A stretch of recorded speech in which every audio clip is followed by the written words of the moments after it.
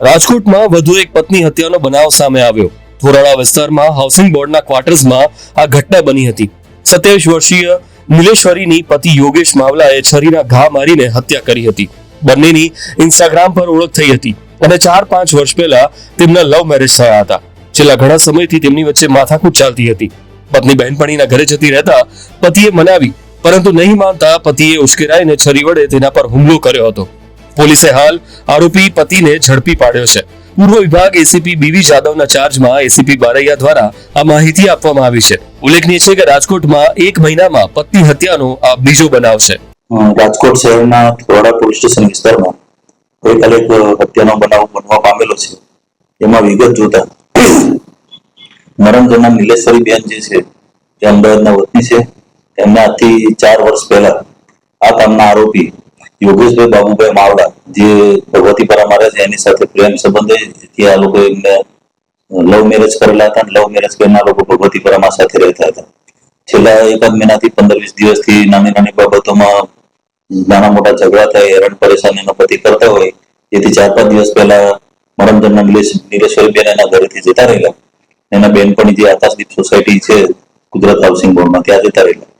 ત્યારબાદ આ આરોપી એમને અવારનવાર ફોન કરીને ઘરે આવવા માટે જણાવતો કે તું ઘરે આવી જા, પણ મરણ જનાર બેન એમના ઘરે ગયેલ નહીં. જેથી એ બાબતને એને લાગી આવતા એનો ખાર રાખી આકાશદીપ સોસાયટી ખાતે આ કામના આરોપી યોગેશભાઈ જે છે છરી લઈને જઈ અને ત્યાં મરણ જનાર નીલેશ્વરી બેનને શરીરના ભાગે છરીના ઘા મારી અને નીલેશ્વરી બેનનું મૃત્યુ નિપજાવેલું છે. અને એમના ભાઈ જે છે પ્રથમસિંહ એમને બોલાવીને એમને હાલ ફરિયાદ લેવામાં આવેલી છે. ફરિયાદના આધારે હાલ આરોપીને ધરપકડ કરવામાં આવેલી છે. સર, ખાસ કરીને જ્યારે બનાવ બન્યો ત્યારે નીલેશ્વરી બેન છે તે કોના ઘરે હતા અને ઘરે કેટલા લોકો હાજર હતા? અન્ય કોઈ વ્યક્તિઓ હાલ જાણવા મુજબ જે એમના બેનપણીના ઘરે ગયા ત્યારે 3 બેનપણી અને એમના પિતાજી પણ ત્યાં અંદર રૂમમાં હાજર હતા એવું જાણવા મળે છે. અને એના પિતાજી જે છે એ બચાવવા છોડાવવા માટે પડતા એમને પણ થોડી હાથમાં ઈજા થયેલાની જાણવા મળે છે. હત્યા પાછળનું કારણ માત્ર ઘરકંકાસ કે અન્ય કોઈ? હાલ ઘરકંકાસ જે લાગી રહ્યો છે. ઘરકંકાસ છે ને નાની નાની બાબતોમાં ઝઘડો કરી મારકૂટ કરવું એવું લાગી રહ્યું છે. પણ હાલ આરોપીને ધરપકડ કરવામાં આવેલી છે. હાલ એમના અલગ અલગ જાતનું હથિયાર રિકવરીનું પંચનામું અંતે કરવાનું બાકીમાં છે. તેમજ એના નામદાર કોર્ટમાં રિમાન્ડ પણ મેળવવામાં આવશે. રિમાન્ડ મેળવ્યા પછી આગળની કાર્યવાહી કરવામાં આવશે. અને હાલ જાણવા મુજબ 8-10 ગુનામાં દારૂ તથા મારામારીના ગુનામાં પણ પકડાયેલો છે. એટલે એને વિગતવાર ઈ ગુજકોપમાં જે સર્ચ કરતા એનો ઇતિહાસ મળતો નથી. એટલે હાલ એ તજવીજ ચાલુ છે. હાલ એફઆઈઆરમાં તો અત્યારે એ લોકો ઈડી માટે એમાં છે એટલે એમના નિવેદનો લેવાના બાકી છે. નિવેદનો લીધેથી બધી આગળની તપાસમાં બધું જાણ થશે. હા, સોશિયલ મીડિયાના માધ્યમથી એકબીજાના પરિચયમાં આવેલા અને લવ મેરેજ કરેલા હતા. રાજકોટ શહેરના ધોરાડા પોલીસ સ્ટેશન વિસ્તારમાં ગઈકાલે એક હત્યાનો બનાવ બનવા પામેલો છે. તેમાં વિગત જોતા મરણ જનાર નીલેશ્વરી બેન જે છે એ અમદાવાદના વતની છે.